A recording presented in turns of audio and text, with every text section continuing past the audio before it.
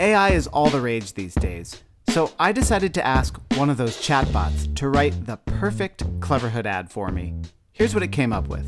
Are you tired of being stuck in traffic, breathing in exhaust fumes, and feeling like your daily commute is a never-ending battle with cars? Then it's time to join the war on cars with Cleverhood. Cleverhood is more than just a brand, it's a lifestyle. Whether you're biking to work, running errands, or just out for a leisurely ride, Cleverhood has you covered. Literally. Okay, so that's pretty impressive. I mean, who needs podcast hosts? The thing is, though, AI isn't real, but Rain is. So even if these chatbots render me, Aaron, and Sarah obsolete, you are still going to need a Cleverhood.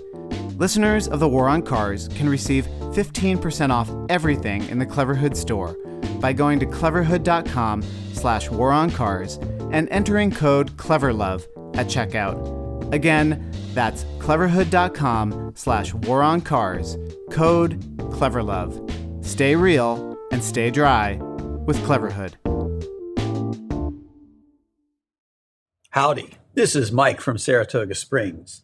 The war on cars is my kind of culture war, and a good antidote to typical journalists viewing things only through a windshield. Keep it up. Hi, the War on Cars. Brandon here from Stockholm in Sweden. Congratulations on 100 Not Out.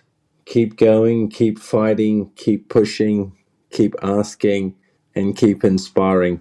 Thanks very much. Hi, this is Phil from Micromobility Report in Wollongong, Australia. To Sarah, Aaron, and Doug, congratulations on 100 episodes. It's fantastic. I've listened to every one, and I know there's a lot of other people in Australia that do too. This is John from Olympia, Washington, fighting the war on cars because cars are fighting a war on us. We're like the mouse in the Sorcerer's Apprentice. We thought we had a good idea, but it has taken over and refused to be checked, and it is carrying us away, and it is actually destroying our only livable place. Hi, this is Marcus in Richardson, Texas. The world needs a war on cars so that people have more space for housing and money in their pockets. The war on cars means creating more usable options for bus riders, cyclists, and walkers. My name is Michael from the car-dependent city of Columbus, Ohio. I support the war on cars not only because climate change is a major threat to the globe, but also because livable communities are better for our mental, physical, and spiritual health. No one should be forced to drive in order to live. Hi there, this is Margot calling from Halifax, Nova Scotia. I'm interested in the war of cars because I see how much better our city of Halifax could be if only there were a few fewer cars and more people cycling. Keep fighting the good fight, and I'll keep listening. Hey, the name is Abe Froman from Washington, D.C. You ask what the war on cars means to me, and I'd say I'm sick of cars. I'm sick of seeing them. I'm sick of hearing them. I'm sick of smelling their exhaust. And I'm sick of almost being hit by them. So let's go out and win the war on cars, guys. Okay? Thanks. This is Andre from L.A. Why do we need a war on cars? We need a war on cars for the sake of our children. We need a war on cars for the sake of the climate crisis. For the sake of micromobility. For the sake of our wallets. For the sake of our mental and physical health. For the sake of our transportation infrastructure. For the sake of human civilization. War on cars! War on cars! War on cars! This is the War on Cars. I'm Aaron Napperstack, and with me are my co-hosts, Sarah Goodyear and Doug Gordon. Hey there. How's it going? Good. This is a big episode for us. It is number 100. Dun, dun, dun, dun. It's really, I'm so excited. It's kind of hard to believe. A century of the war on cars. This is when we get sold into syndication, get that Seinfeld money, right? Yeah. No, that's Really? 200, that's 200 episodes. Oh, okay. So, yeah. Darn it. Yeah. Okay, so for this episode, we're going to look back on 100 episodes, or I guess 99 episodes, and we're going to go all the way back to episode number 1, our very first one, to ask what we got right, what we got wrong, and get into all the changes that have happened since we recorded that first one, all the changes that have happened, I guess, with us as a podcast and also in the world. Like, actually, a lot has changed since September 2018. I don't know what you're talking about. Everything's exactly the same. Things are fine. So how do we feel about listening to episode 1, guys? I don't even like listening to recent episodes. I don't like hearing my own voice. I don't think anyone does. So I'm not looking forward to listening to episode 1. I am a little worried about how embarrassing it might sound. I'm a little cringy. I'm just like girding myself for just absolute hating this. I mean, let's put a positive. But stay tuned, folks. Yeah. Anyways.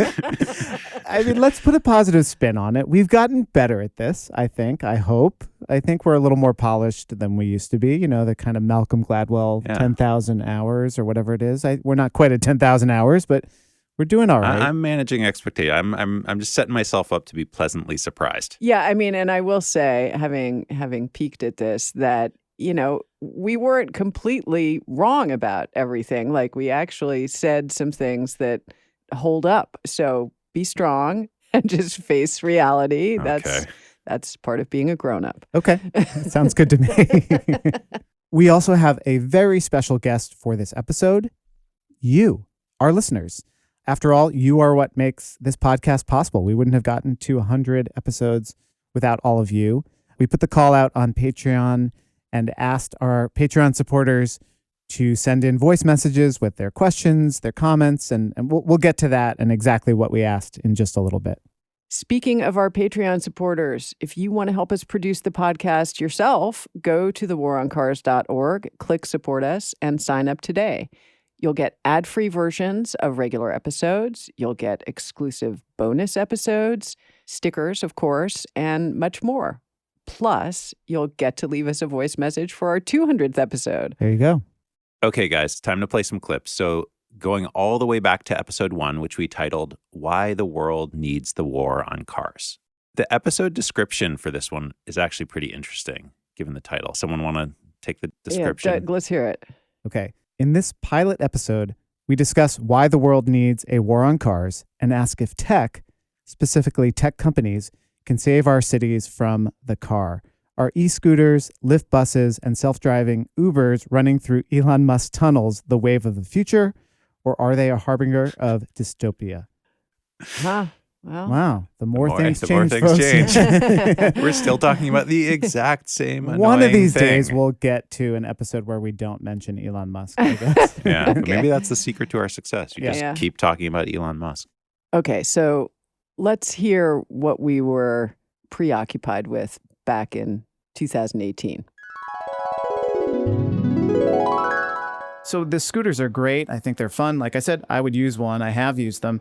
But the guy who's coming in from Canarsie on the L train, he's not getting on a scooter to get to his job near, say, Grand Central. He's not doing that. And so as much as I think they're fun and represent this amazing kind of front on the war on cars, I see it as a symbol of the failure of American civic government to provide for its people. Yeah, because they're just not willing to expend the political capital to make these things happen. And that's despite the fact that polls show that people in the United States want more investment in public transportation. So they don't give a shit about those people because they're not politically powerful. And the exact people who need public transportation the most are the ones with the least power. And then somebody like Elon Musk comes in to a city like Chicago, for instance, and he's like, oh, I can build you a thing that gets you to the airport in 12 minutes, and I'll do it all with my own money, and you won't even have to worry about it. It's going to be great.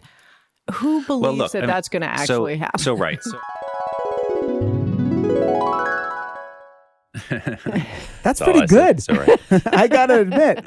I think we're sort of still banging that same drum of all this investment in tech, all this focus on shiny objects and tunnels is the wrong focus. Yeah, and also the insistence on privatization and that, we can have transportation systems in our cities as long as they don't cost taxpayers anything. I mean, that's something that we're still talking about today, yeah. I mean, I can't believe that this is still a topic, actually. I mean, it's just, it hasn't, I guess the micro-mobility stuff has certainly panned out, scooters and bike share and things like that. But I mean, the Elon Musk tunnel thing, the fact that that's still being floated as a realistic idea in various places is just completely nuts. Although, interestingly, I would say the scooters haven't panned out, right? Like, I think true, right? Privately owned e-bikes and scooters are a thing that have happened that we didn't really predict. We thought it was going to be like private companies like Bird dropping scooters everywhere, and cities saying, yeah, we're not going to build bike share and build a, light rail. We're just going to offload all this to a scooter company and you're going to be on your own. Yeah. So that's been a real change. We thought kind of the future, or at least that's where it seemed like it was going at the time, was scooter companies. And now it's just everyone buys their own bike, which is great. Yeah. Yeah. And the scooter companies actually are in disarray of various different kinds and have been sort of off and on throughout this period. And I don't see them taking over the world. And it's interesting how much those scooters and the inconvenience they caused and so forth were part of the discourse then. And there was a lot of hand-wringing about scooters being left on sidewalks. And that has died down considerably, I think, in part because those scooters, they didn't proliferate the way that some people were worried. It didn't pencil out for a lot of companies. Okay, our next clip is Aaron, and he's talking about something that I really, really think that he has been right about for so long, and he's just getting more right about it all the time. Oh my God, that's music to my ears. Yeah. Nothing could be more pleasant to hear than that. And nobody else is saying this as much as he is. So let's hear what Aaron has to say. I'm hoping we can come to some place where there's a more holistic view, or like, okay, Uber is putting more cars on the street. The problem is more cars on the street.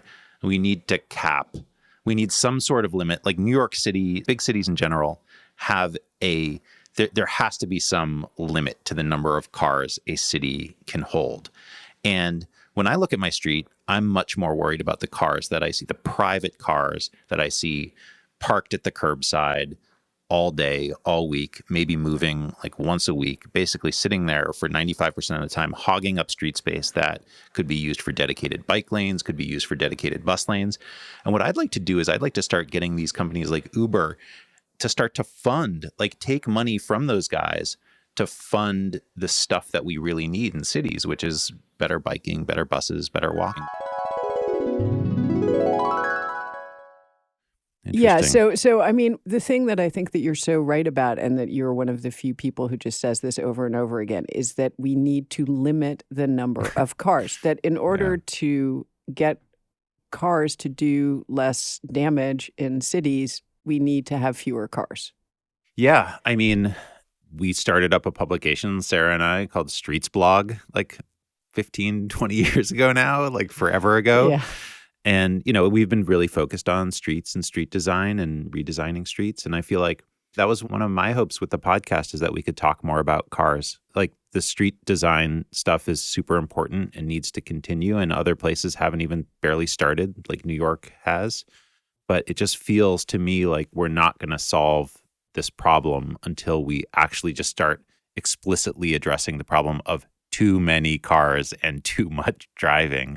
And we need to have explicit policy goals that are oriented around like reducing the number of cars, reducing the amount of driving. So it's like if your city is just focused on like, yeah, we're going to build X miles of new bike lane, X miles of new bus lane, that's all good. But like, where also is your goal to reduce cars and driving? And I feel like that's a place where we just like haven't really, it's just so hard for American policymakers or anyone to like explicitly make that a goal. Like we actually have a goal of reducing the amount of cars. We want fewer of those. Right.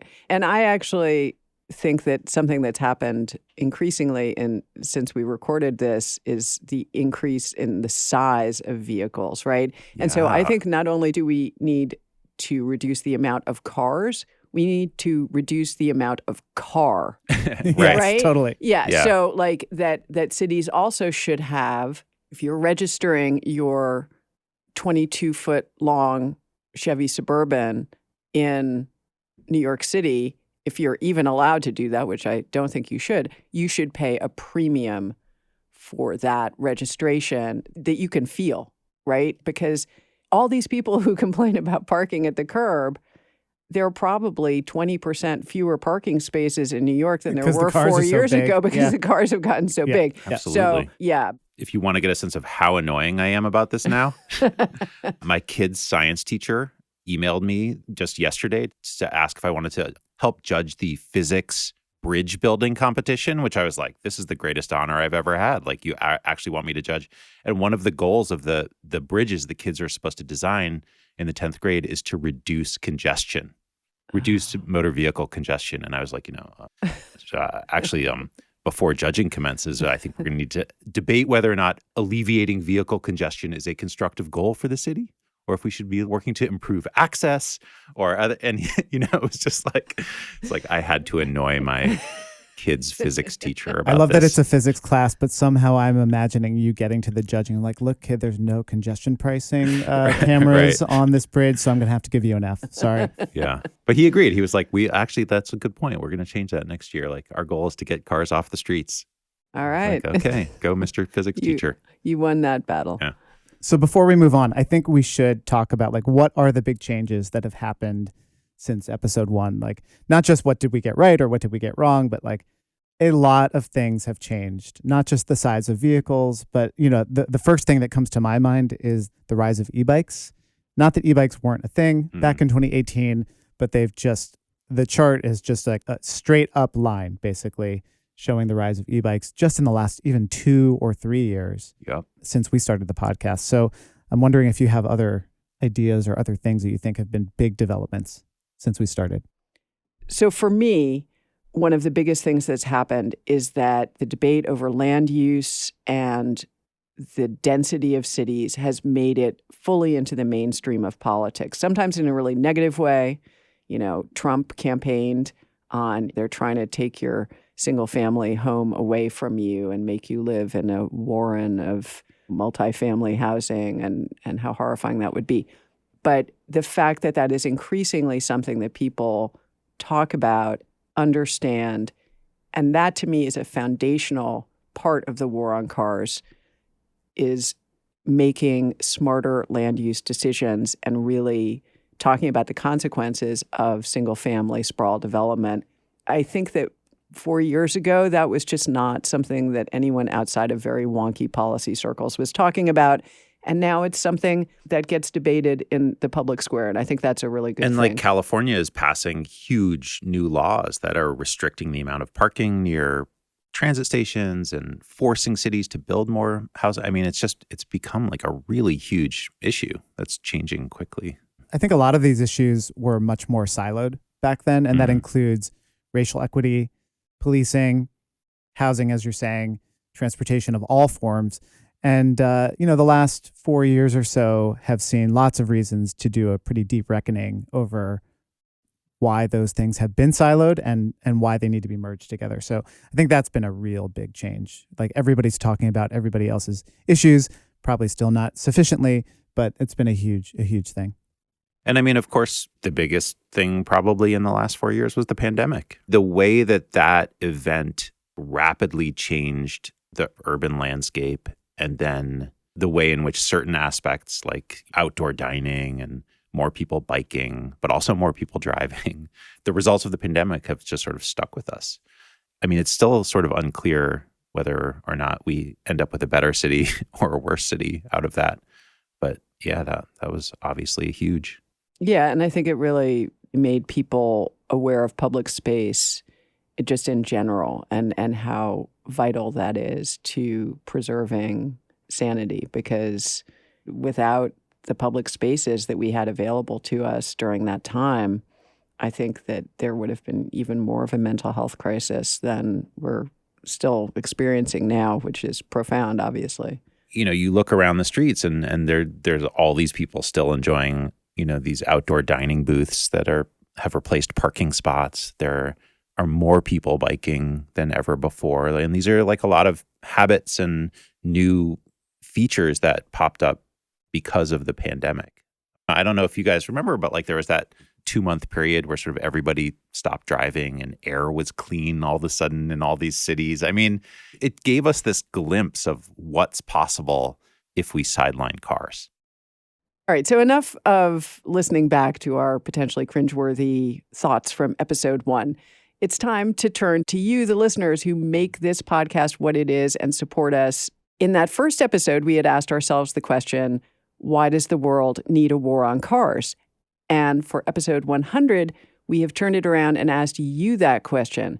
And we also asked, what does the war on cars mean to you? Not the podcast, but the lowercase version of a war on cars, and what you all are doing to fight that war. So let's hear from you. My name is Jenna, also known as Jenna Bikes, and I'm in Portland, Oregon. To me, the war on cars looks like sharing my car-free life every day on social media platforms like TikTok and Instagram.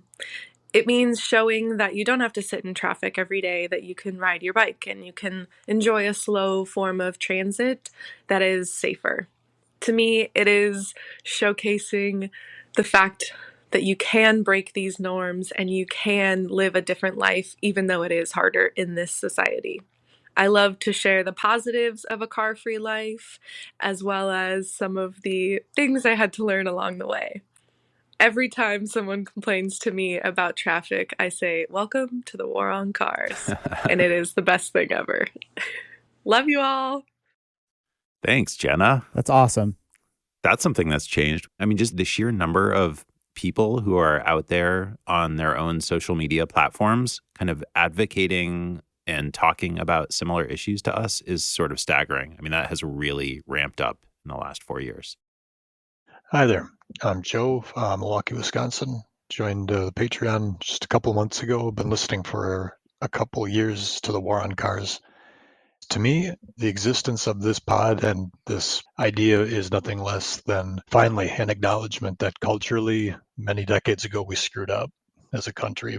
We were sold a bill of goods in highways, in car culture, in car first culture. It came at the expense of people. It's been a long time, but it's great to see that we're at a point where we can acknowledge that, talk about it, and do something about it. So I love what you guys are doing. Please keep it going.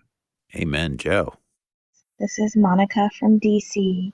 You know, it's been a really interesting few years, and I just want to thank y'all for continuing to inspire me to do better, even as I have become a cycling instructor, and I've painted some ghost bikes, and I've led some rides, and I've helped out others on their rides, and we're all just doing our best in the face of overwhelming car culture.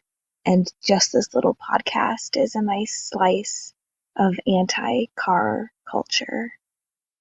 Yeah, hi. My name's Nick. I live in Manchester in the United Kingdom. I've been a warrior on cars, I guess, for about 10 years now.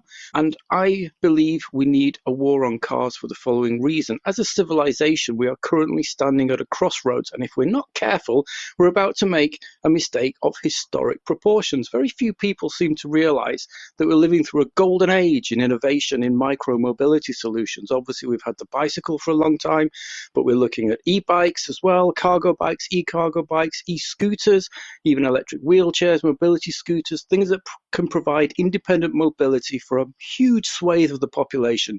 But all we hear are people wanging on about electric cars, the most boring, predictable, tedious application of this electrification technology. The car industry yet again telling us that a new car is the solution to all our problems. So well done to the war on cars for creating a community, bringing people together from around the world who have the same ideas and giving us strength. Here's to the next 100 and many more beyond that. Thank you very much. Love that. 3 good ones. Yeah, I mean, I love Nick calling out just this obsession with electric cars. You know, electric cars, that just electrify all the cars. I feel like if you are actually looking at the reality of the situation, you can't say it with a straight face. It's not going to solve the problems. No, as Aaron said earlier, you know, fewer cars, and we don't care how they're powered. If I'm hit by a car, I don't think to myself, oh, thank God it was good for the planet. Interestingly, I think of one of the places where we've changed, or at least I've changed a little bit, you could go back to old episodes of the podcast, and I'm sort of the pro-electric car guy in some episodes. And I think that's a place where I've changed. It just doesn't seem like that's going to be a viable solution. It's still, you know, it's probably better in some ways than people driving around gas cars, but it's mostly just a distraction that's going to keep us, you know, entrenched in this motor vehicle dominated status quo. And yeah, I think that's a place where I've changed, and I don't know, what's it going to take to get millions of Americans to come around to that too? You know, they may be coming around. E-bike sales are outpacing electric car sales. And I think that those millions of people who are buying e-bikes are a constituency for the kinds of ideas that we've been talking about. And they're also a significant economic force. And I think that's a very powerful thing that's evolving. I also wonder, too, if the size of the new electric vehicles has been a thing that is in a weird way going to be the automotive industry's undoing. I mean, that's hyperbolic, of course, like it's not going anywhere. And there are lots of places where people need cars and they should be electric if they have them. But the absurd, grotesque size of these cars, like the Hummer that President Biden was recently shown driving, a 9,000-pound vehicle that most people are going to use to get groceries and drive their kids to soccer practice. I think like even that is showing to more car-brained people that there's something kind of absurd going on here, you know? It reminds me of the horseless carriage 100 years ago. The electric Hummer is the horseless carriage of electric personal mobility. Like we're still in this phase where it's like we think that electric personal mobility is going to look the same as our gas-powered mobility did. So we make an electric Hummer. It's like sticking a horse head on the front of your new steam or gasoline-powered carriage. But I think like electric mobility is going to be something very different than cars. And it's like we haven't quite made that transition. So we're still in the horseless zone. Anyways, I loved the Monica's tagline for us. You know, the war on cars, a nice little slice of anti-car culture. Pretty good. Yeah. That was really good. Yeah. Great, yeah. We should use that. Thanks, Monica. Hi, I'm Michael, bicycle network researcher in Copenhagen. I think a war on cars is important, but it's just fighting the symptoms of a greater disease, which is greedy, short-term thinking in complex systems. I think we need more education about system dynamics and how simple solutions are never the right answer in a complex world. Apart from fuck cars, come on. Oh my God. Oh, so Michael. Good. Michael, thank you so much for that. That was so beautiful. You're speaking our language, Michael. Yeah, especially me. Nuanced yet simple.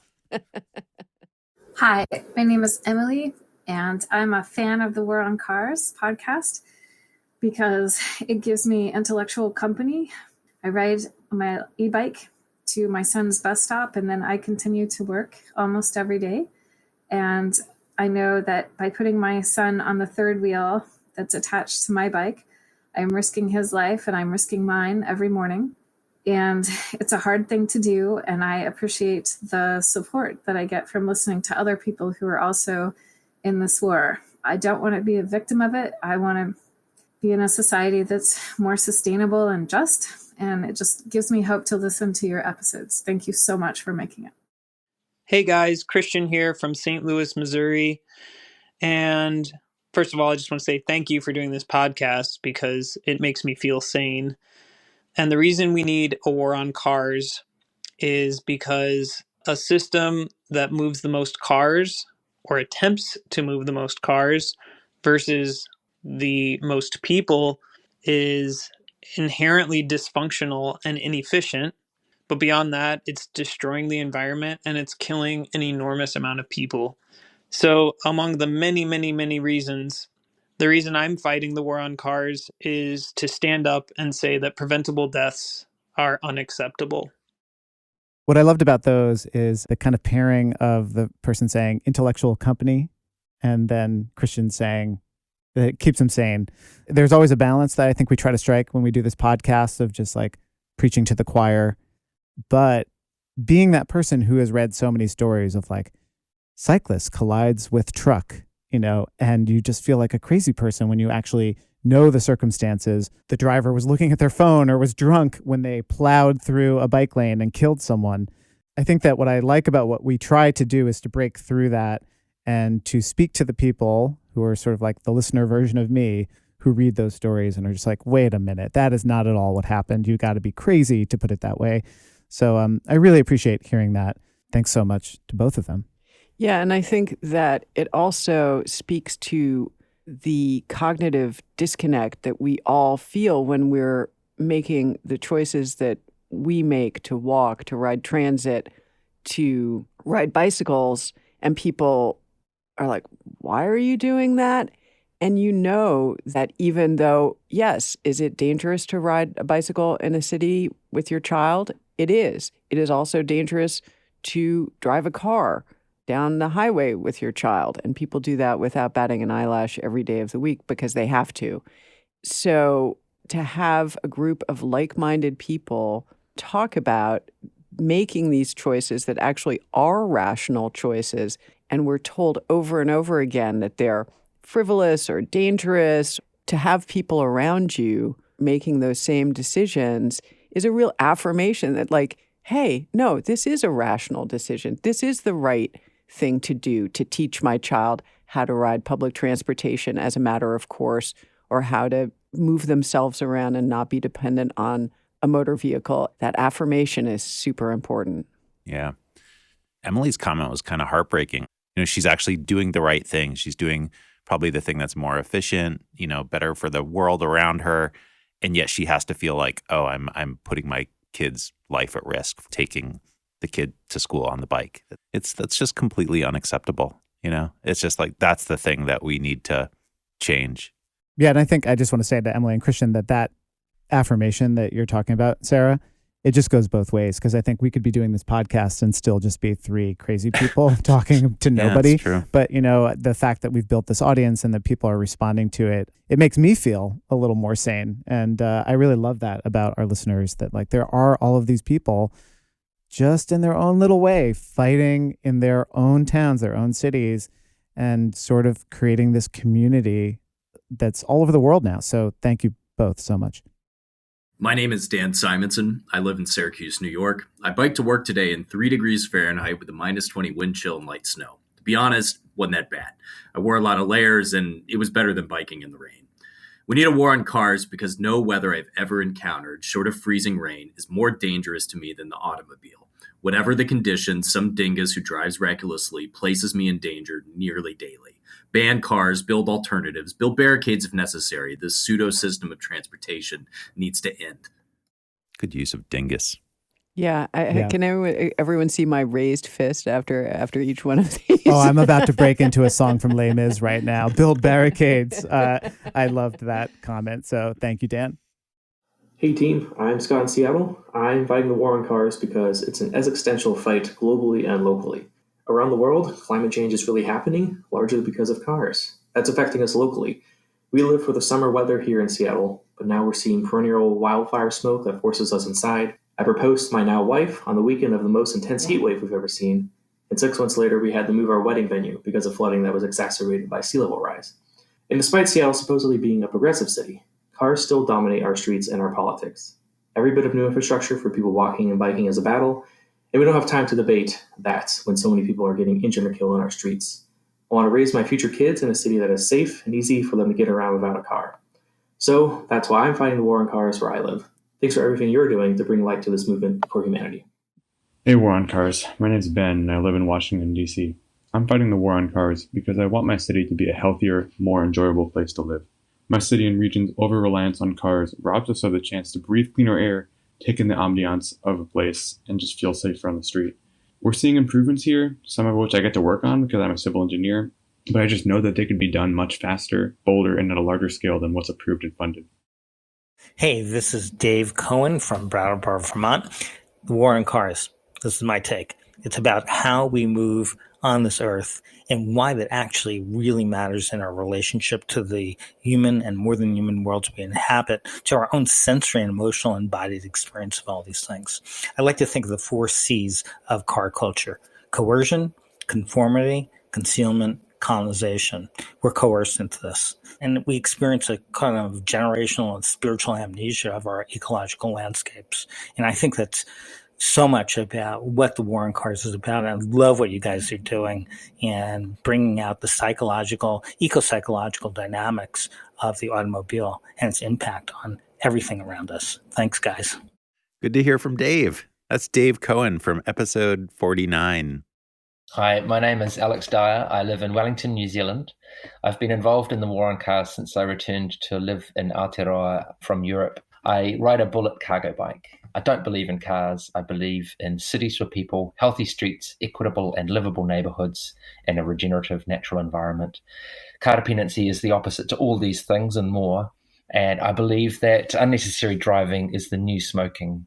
Please make use of my wiki dedicated to reducing car dependency at bit.ly/break-car-culture. Keep up the fight. Put it in the show notes. Unnecessary driving is the new smoking. I love that. Yeah, I also love New Zealand, and Alex is a force of nature in his hometown and does a lot of great work. And we've got a lot of great listeners in New Zealand, so thanks for sending that in. I'm happy to come do the live show in New Zealand anytime. Yeah. Let us know. Yeah, happy to do it. I could make that. Hi, my name is Tom, and I'm an 8th grade teacher. I think a huge problem facing us in the war on cars is that we have built so many of our schools on the outskirts of town. These schools are a huge investment. They're going to last 60 to 70 years. And we've kind of baked in this awful, awful land use pattern for that long, unless we spend the money to redo them or to have infill housing or something else. Thank you guys for all you do.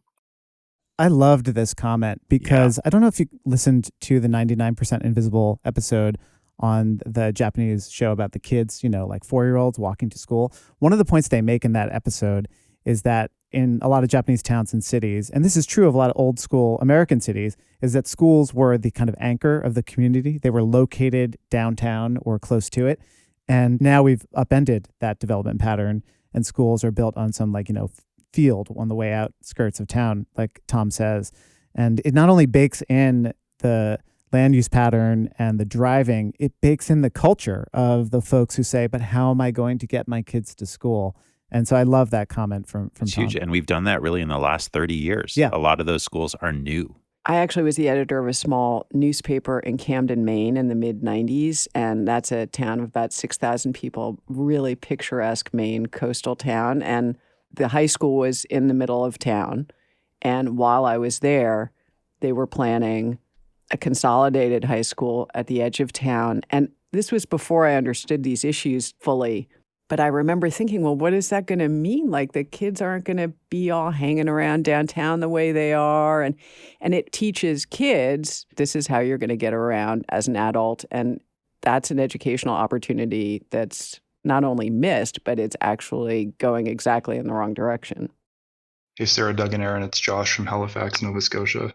I'm fighting the war on cars because I want to leave behind a better city for future generations. I don't have children, but I know they exist, and I don't like when they get run over. You guys were also a huge inspiration for me to shift my carpentry business from a diesel Jetta onto an electric cargo bike, so thank you. It's cool. Carpenter on an electric bike. I mean, that's awesome.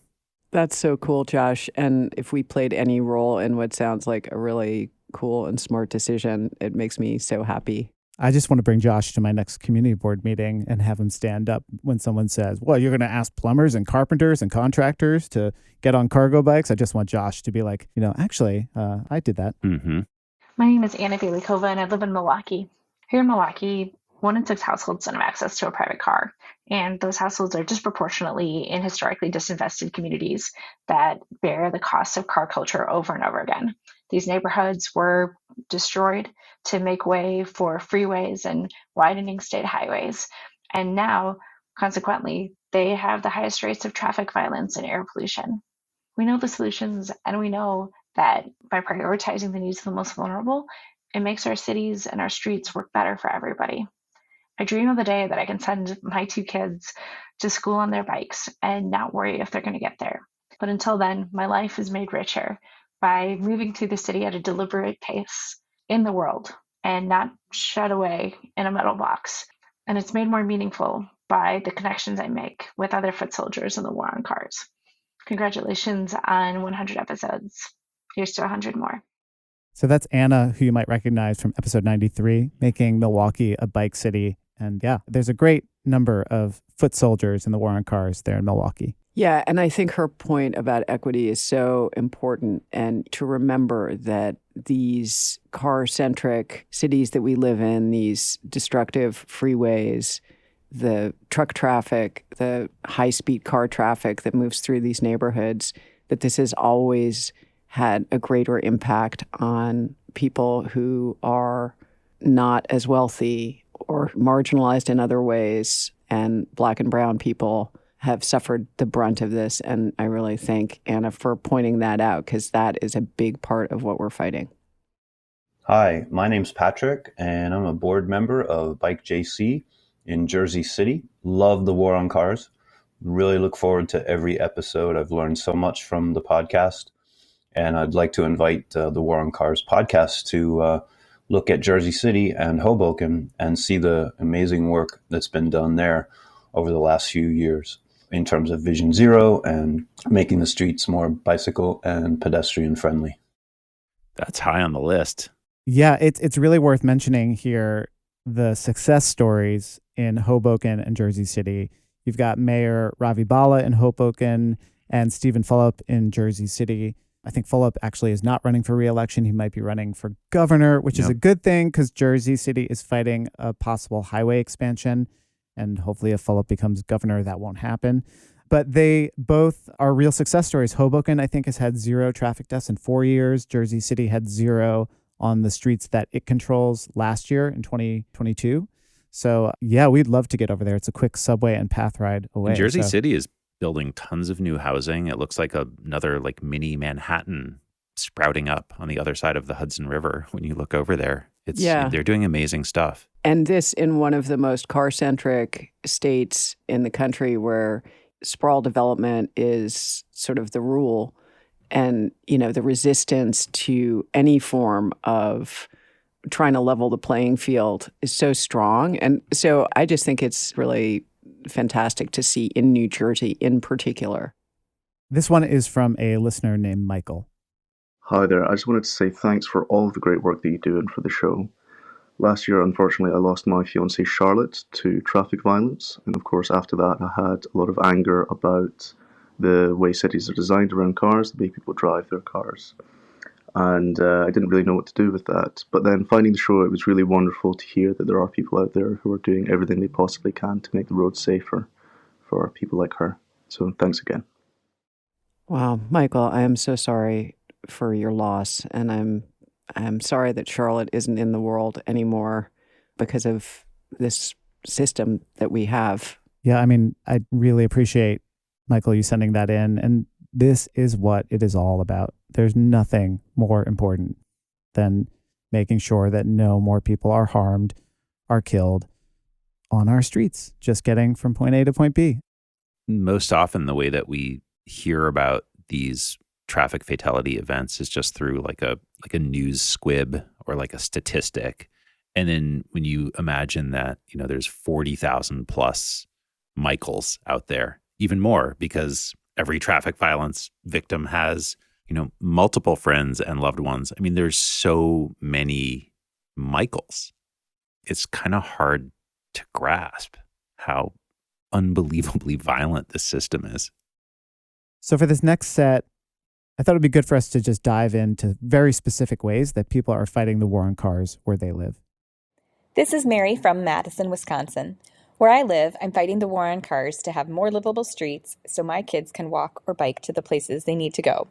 I've contacted my city about unsafe intersections, asked for longer signal timing when it's too short to cross, asked for leading pedestrian intervals and bike racks in parks. I've even asked for bike racks at my doctor's office.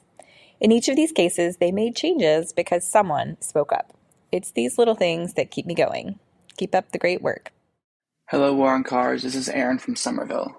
As a soldier in the war on cars, I work personally and luckily enough professionally as well to ensure that everyone can live in a walkable and bikeable 15-minute city. I recently had a success close to home. After years of being community meetings for redesigns of streets that I used but didn't live on, the street my house is on is finally getting redesigned. In these meetings, you always hear people say that they live on the street and don't want to lose parking. Well, I was able to attend the meeting for my street and say that I live on the street and I would love to see less parking and more bike lanes. When the final design came back a few months later, the plan included full separated bike lanes and other improvements for people walking, biking, and taking the bus. Best yet, during this meeting, there were no complaints about loss of parking. In fact, the main complaint was that the bike lanes weren't wide enough. That gives me hope. Thanks all. There's so many Aarons in Somerville. Did you take my coffee at diesel coffee in In Davis Davis Square, Square? Aaron, Yeah. when they called Aaron. Someone did that like 10 years ago. I love these two messages. You know, like Mary was saying, just speaking up and being that squeaky wheel who shows up at the doctor's office and was like, hey, I rode my bike here. Do you think maybe next time there could be a bike rack outside? I think that those little things go a long way. And Aaron's message too of just like, hey, I live on this street and I want to lose parking. That's who I am at my community board meeting. So that one gave me a real laugh, and it's a great success story. And that is the change, right?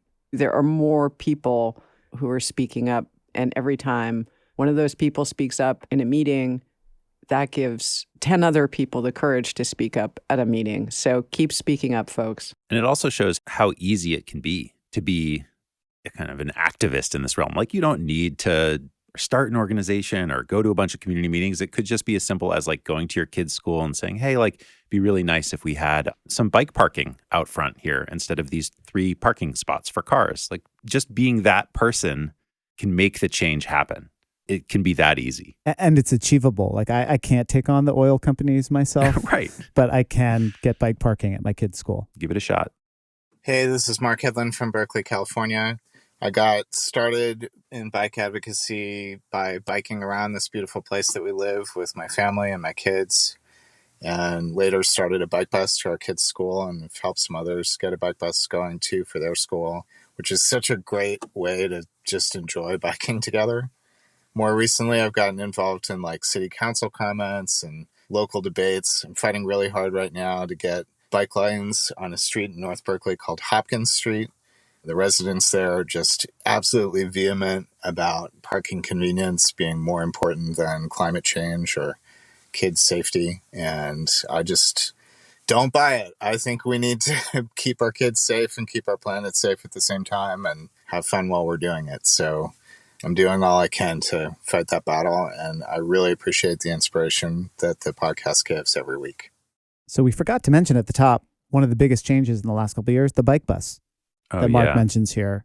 It's not just happening in Berkeley, but Portland, Barcelona. There's one that's been started up here in Brooklyn. There's lots more in other cities. And that is like one of the most joyous ways to fight the war on cars. I love it. It's so cool. And that whole point that Mark makes at the end that he's having fun while doing it. I mean, that's like really important to remind yourself because, you know, this stuff can make you angry and upset and agitated. And it's like, you know, just try to have fun while you're doing Riding this. bikes, it's awesome, plain and simple. This is Janet from Madison, Wisconsin. I'm fighting the war on cars by running a car share at my co-housing community and by organizing co-housing communities across the country to form car shares. 40 households can easily get by on 10 or fewer cars. The benefits are obvious: fewer raw materials, less parking, and especially a change in the way people live when they move away from owning private cars.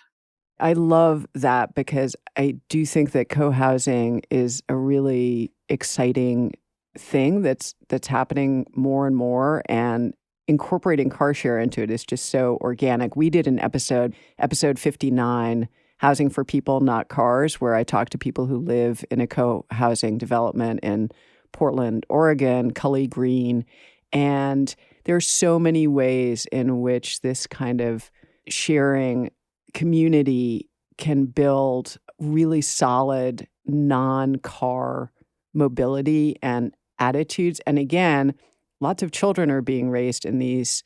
And what are they learning? They're learning that not every family needs to have its own car. And all of that is going to be paying dividends 10, 20, 30 years down the road in the mindset of people who understand you can live differently and you can move differently, and it will feel better, and it will be more fun. Hi, I'm Dani from Denver. I've been a bike commuter my whole adult life, but I recently got an e-bike and encouraged all my friends and family to try it. Many of them went on to buy their own e-bikes, and we now have a friendly competition to see how many car miles we can displace each month. My friends are going above and beyond, and they're beating me most months, but that's okay because even though I'm losing, it's a win for the war on cars. Yeah, I just love that. And we should mention that Denver has had great success with its e-bike rebate program. They just did a round with like 860 vouchers that sold out in 20 minutes. They had thousands and thousands of people jamming the website to claim a few $100 off on an e-bike. So Denver is it's a real great city. We have a personal connection through the podcast because we did our first live show there. And we love the people of Denver. And I love this idea that even when you're losing, you're winning. Yeah. It kind of gets back to that fun aspect as well. Hi, I'm Eric from Phoenix, Arizona. Back in March 2022, while I was biking to breakfast, I got hit by a huge pickup truck in a hit and run, and it broke my collarbone for 3 months, meaning that I couldn't use my arm at all for 3 months while it healed. It's incredibly frustrating that both the police didn't really help in the investigation and how much that one collision made me terrified to do things like biking, and also impacted my daily life. Since then, I now live in Mexico City. I'm so much happier living somewhere walkable. So I recently got my settlement from Geico for the collision and decided to donate all $30,000 of the settlement to the Parking Reform Network. It's the best shot that we have on the war on cars. Thank you for your podcast, and know that a better world is possible. That's just, I don't know what the budget of the Parking Reform Network is, but $30,000. That's a lot for them. That's pretty incredible.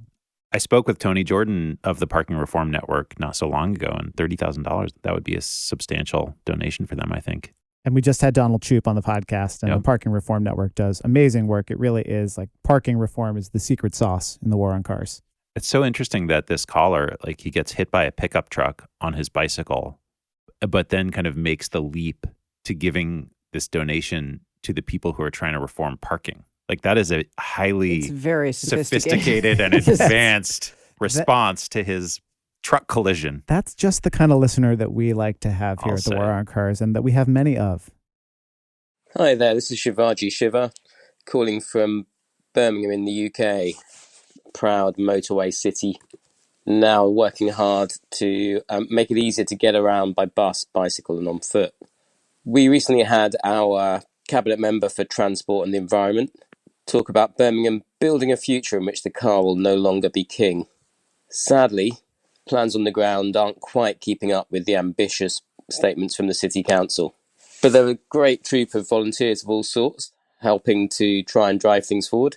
I'd love to know, what message would you send the transport campaigners of Birmingham?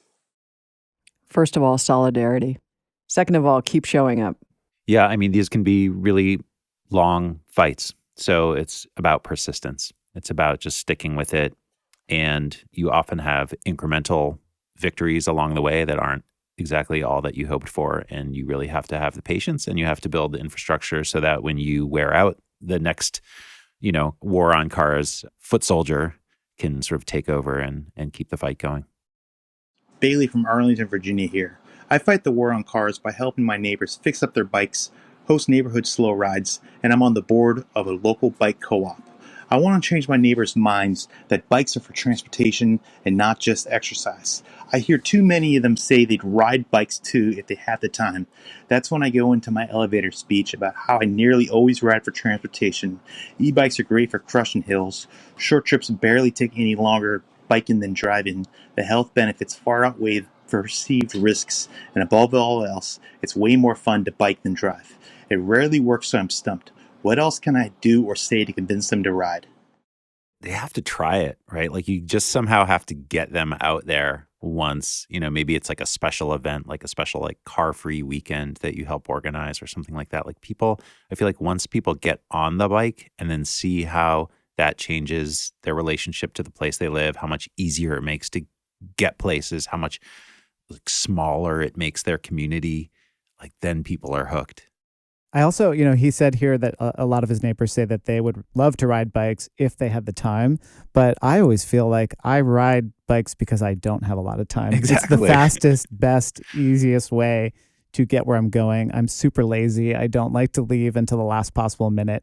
And so I think lead by example, as it sounds like Bailey is doing, and, accompany someone to the grocery store and show them how much faster it can be to pick up a couple bags of groceries on your bike than like looking for parking or circling the parking lot. So yeah, I think just keep leading by example is the best advice I can say. Yeah, and I think that idea, if you have the wherewithal, if the opportunity presents itself to take a ride with somebody that is a purposeful ride, not a recreational ride or an exercise ride, but say like, okay, would you like to try riding to the store together? Would you like to try riding to work together one day?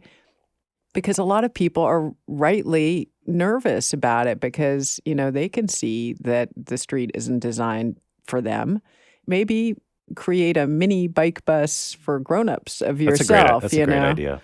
Yeah, I mean, I also think that emphasis on fun, to sort of just say, this is fun. It's not going to pay off right away. It might not even pay off with your friends, but Bailey, I'm sure it's paying off with people in your community who are seeing you and other people out there. So to kind of throw this to the end a little bit, like that's sort of what I think we're trying to do with the podcast. Like, this is also a lot of fun. Like we can be kind of angry. It takes a lot of work. Sometimes we curse a lot, but it's also a lot of fun to talk about these things, to do these things, to hear from people all over the world who are doing things to convince their neighbors to maybe drive a little less.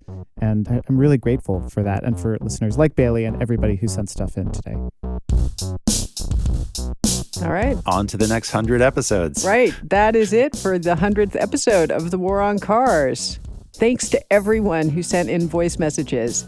And if we didn't use yours, it was really just because we didn't want this episode to actually be as long as Avatar, The Way of Water. Yeah, I do have to pee. Seen it I yet? really have to pee right now.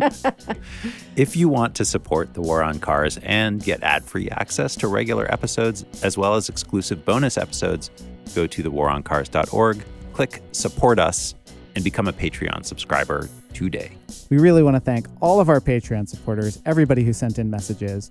We also want to thank our top Patreon supporters, Charlie G. of Human Powered Law in Portland, Oregon, the Law Office of Vaccaro and White in New York City, Virginia Baker, Martin Mignot, and Mark Hedlund. Thanks also to Cleverhood. For 15% off the best rain gear for walking and cycling, visit cleverhood.com/waroncars and enter code CLEVERLOVE at checkout. This episode was recorded by Walter Nordquist at the Brooklyn Podcasting Studio. It was edited by Ali Lemer. Our logo is by Dani Finkel of Crucial D Design, and our theme music is by Nathaniel Goodyear. I'm Aaron Napperstack. I'm Sarah Goodyear. I'm Doug Gordon, and this is The War on Cars.